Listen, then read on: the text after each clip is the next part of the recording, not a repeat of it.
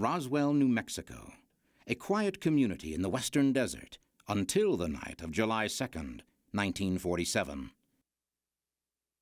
Witnesses say they heard strange sounds and saw a flying saucer crash. And there was 4 beings laying on the ground, 3 to 4 feet high. The military took control of the area. They gathered the craft, they gathered the bodies. And at a press conference said it was just a weather balloon. But many say that the weather balloon story was an attempt to cover up a crash of a vehicle from another planet. What really happened that night? The Secret of Roswell in this chapter of UFO Diaries.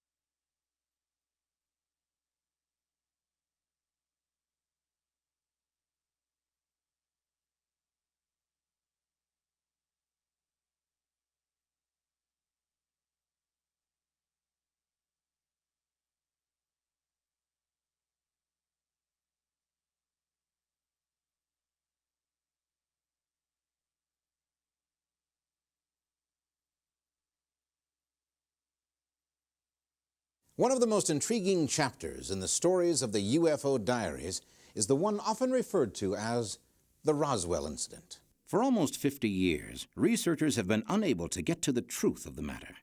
Did a flying saucer, some kind of unearthly spacecraft, crash near Roswell, New Mexico, early in July of 1947? Has the U.S. government recovered it and kept it hidden all these years? And what of the occupants, if any? What happened to them? Does the U.S. government really know what fell from the sky that night? And if they do, will they admit it? And why, after 50 years, do UFO researchers still say it's crucial that we learn the truth? Captain Kevin Randall has committed years of his life to the task of discovering this truth and has written several exhaustive studies on the events at Roswell.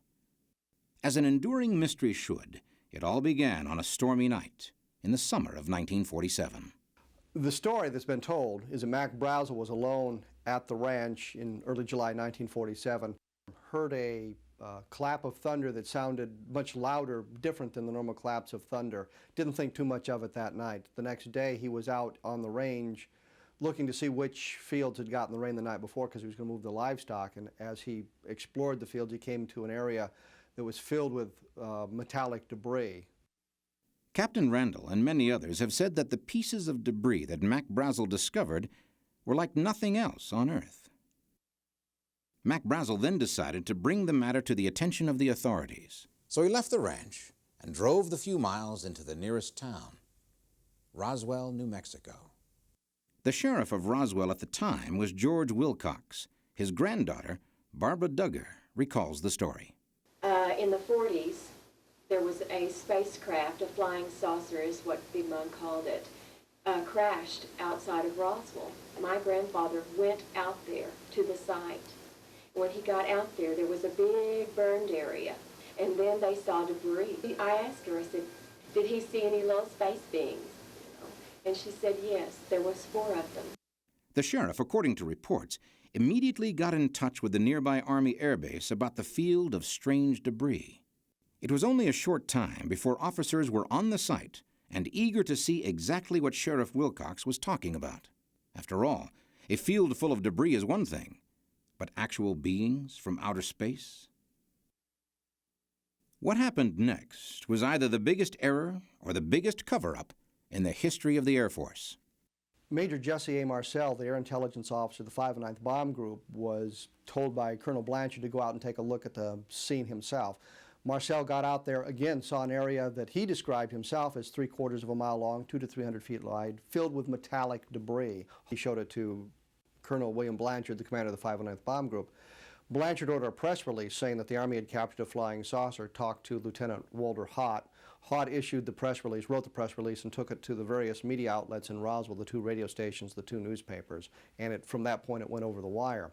The release read, in part, "The many rumors regarding the flying disc became a reality yesterday when the intelligence office of the 509th Bomb Group of the 8th Air Force, Roswell Army Airfield, was fortunate enough to gain possession of a disc through the cooperation of one of the local ranchers." But there was no mention of the space beings the sheriff told his family he had seen. Was this the beginning of a giant hoax or a giant cover-up? Barbara Duggar's grandmother was still afraid of the repercussions 40 years after the event. Anybody to tell, and she said, the reason that I'm telling you this is because when the incident happened, the military police came to the courthouse and told George and I that if we ever told anything about this incident, talked about it in any way, that not only we would be killed, but the family, that they would get the rest of the family. But if the Air Force had already admitted publicly that they had in their possession a flying saucer, why threaten a local official and his family if they didn't keep silent? And according to Bill Brazel, Mac's son, his father was also sworn to secrecy. Secrecy about what? Had Mac Brazel found something more than just a field littered with strange debris?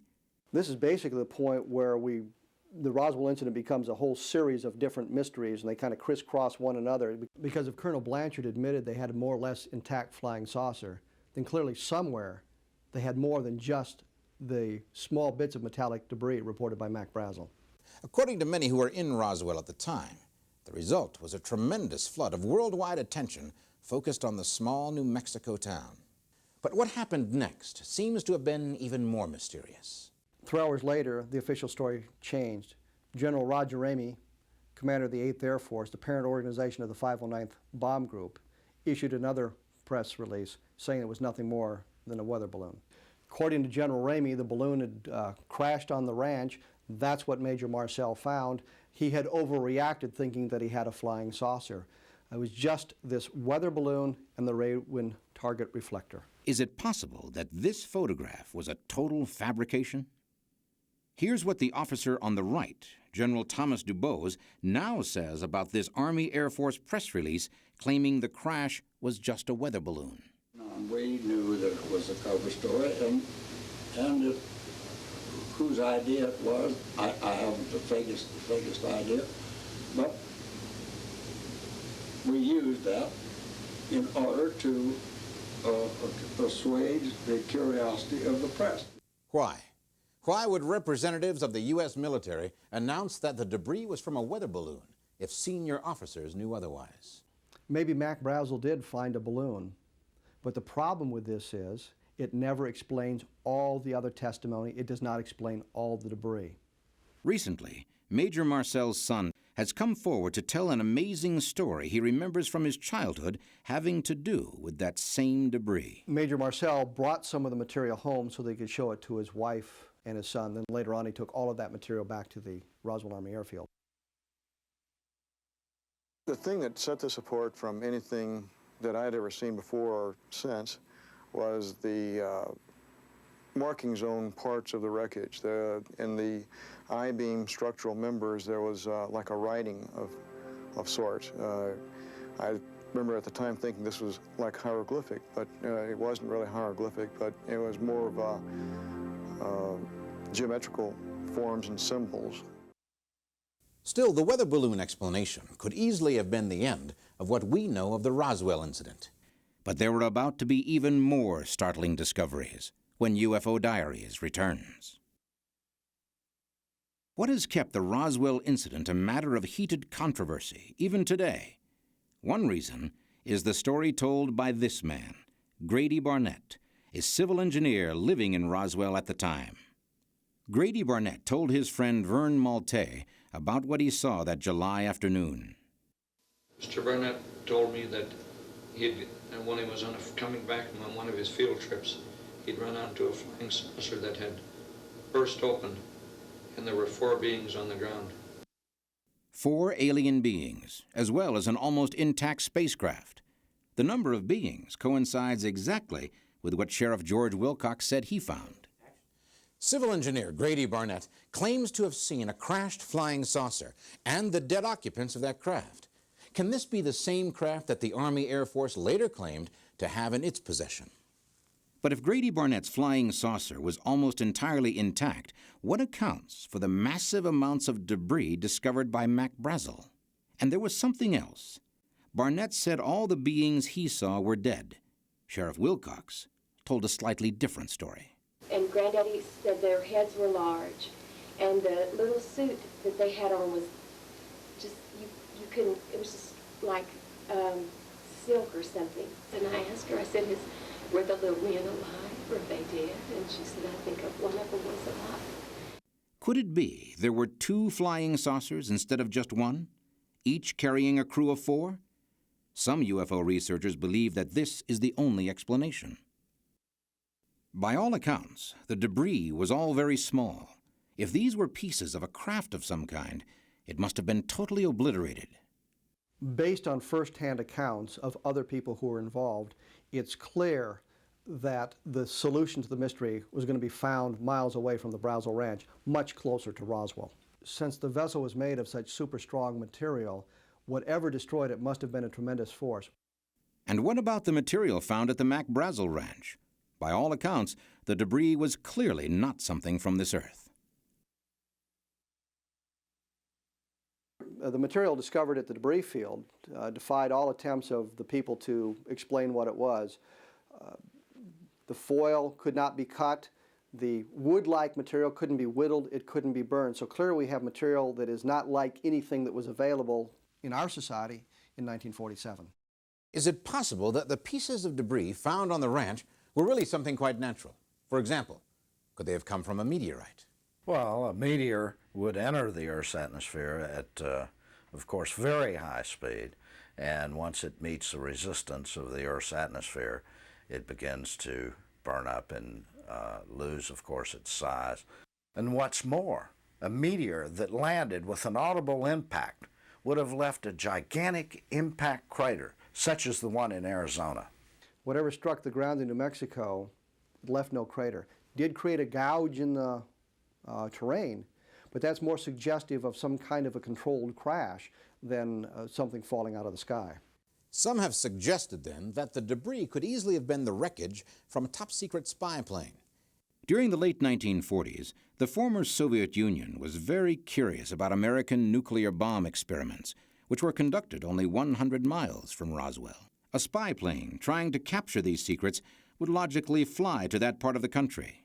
The Soviet Union had nothing of the kind in 1947. In fact, using Freedom of Information, we checked to see if any Soviet aircraft had penetrated the coastal defense zones in 1947. Absolutely no evidence of any Soviet attempts to fly any kind of aircraft inside the United States in that time frame. But UFO researchers have recently discovered that the Soviet Union did have an interest in Roswell. That amazing story when we return.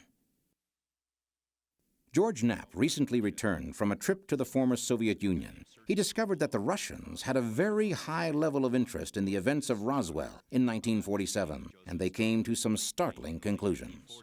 We met a scientist while we were in Russia who worked under a guy named Sergei Korolev, who's the father of Russian rocketry. And Korolev had told this doctor about his meeting with Joseph Stalin in the late 1940s. Stalin had an intense interest in UFOs, and one of the things he wanted to know about was Roswell. At the time, the late 40s, Roswell, New Mexico, was a hotbed of Russian espionage activity because we had so many secret military programs there. So they heard about Roswell, and they were curious about it.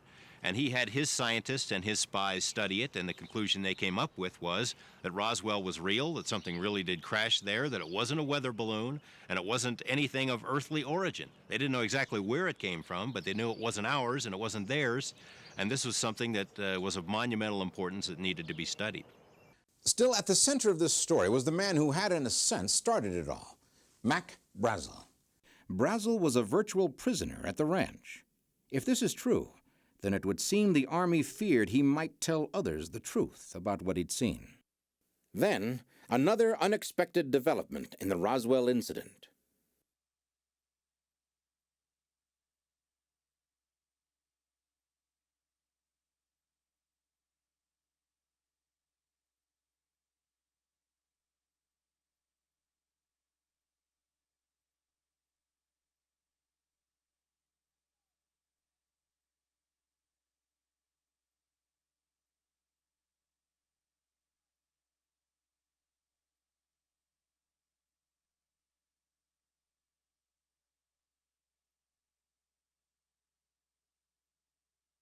The story of the Roswell incident took a remarkable turn when, as witnesses claim, Mac Brazel escaped from the Army and headed straight for the people he knew he could trust. His friends at radio station KGFL in Roswell would later tell how they hid Brazel at one of their houses. We offered him a place to stay that night so he could get away from a lot of people with questions. The plan had been to broadcast an interview with Mac Brazel, but Judd Roberts tells us that he'd gotten a number of phone calls from Washington, D.C. that prevented them from broadcasting the interview.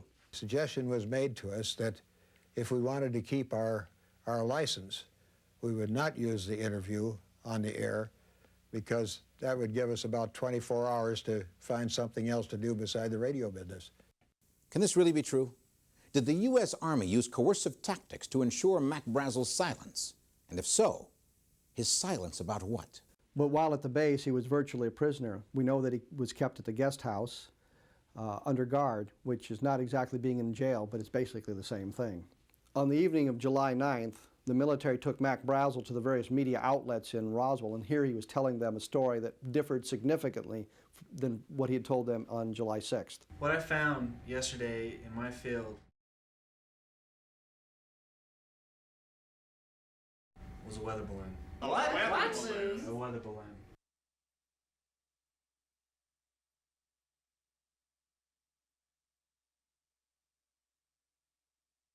What happened to Mac Brazel during the time he was in custody? Why did he change his story?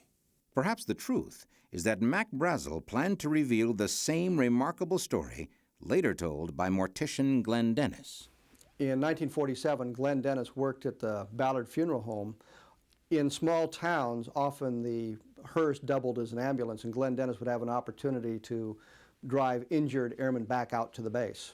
Once he arrived at the hospital and escorted the airmen into the emergency room, he had an opportunity to see some of the metallic debris that had been collected on the debris field in the back of ambulances as he walked by them. Looks like you've had a crash. I said, I see some debris and then the ambulance is there. And that's probably where I really got in trouble right there.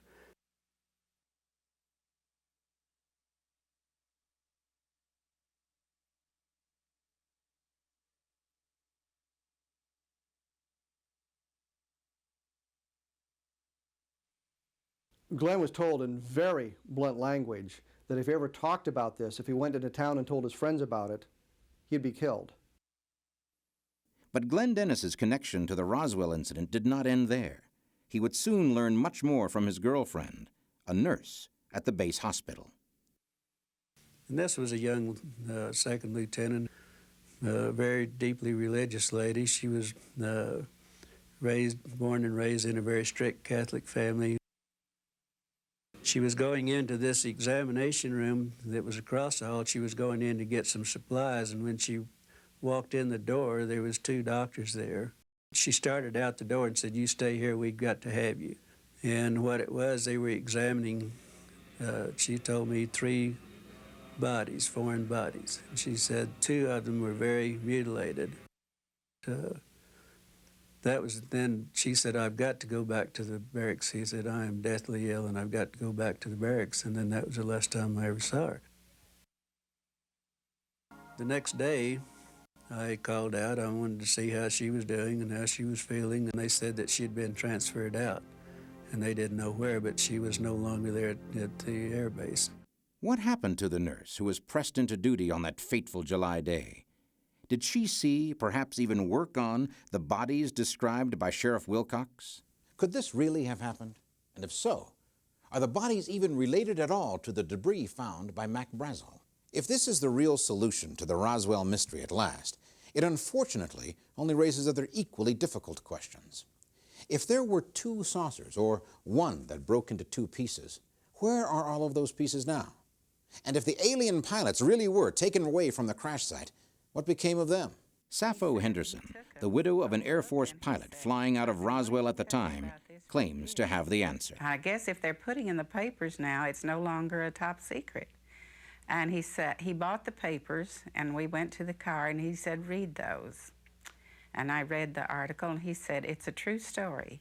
He said, "Not only did I know about it, but I'm the pilot that took the crashed saucer to Dayton, Ohio." Was undeniable proof of extraterrestrial life carefully transported to Dayton, Ohio, and hidden away? In a moment, amazing answers when UFO Diaries returns. Even if it were possible to piece together the truth about the Roswell incident, can we somehow prove once and for all what really happened? Or has the evidence been locked away where the general public could never find it? We know enough about what happened to realize the government collected everything. They policed the area, they gathered the craft, they gathered the bodies. They picked up everything. Best evidence is that the spacecraft and the bodies were collected in Hangar 84 at the Roswell Army Airfield, and that they were then sent to other bases around the country. We know, based on, again, good testimony, that a preliminary autopsy was held at the base hospital. The nurse that Glenn Dennis knew said that she saw 3 bodies inside the base hospital. So we know 3 of them were at the hospital at one time.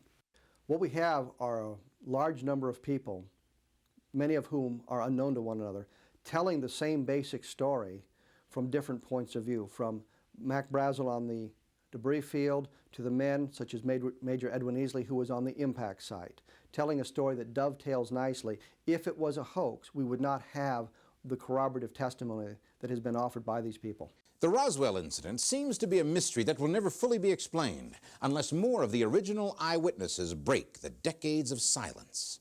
It does seem there's been an elaborate cover-up, lasting almost half a century and employing methods that may have at times been brutal. But could the wall of silence around the Roswell incident finally be breaking down? Will the government soon release the whole truth, exactly as it happened?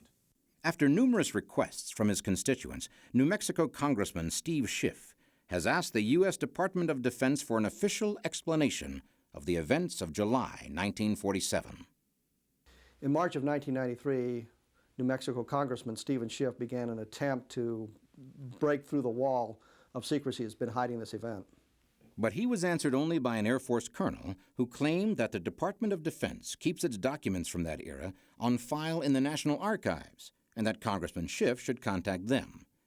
A search of the archives only produced another mystery.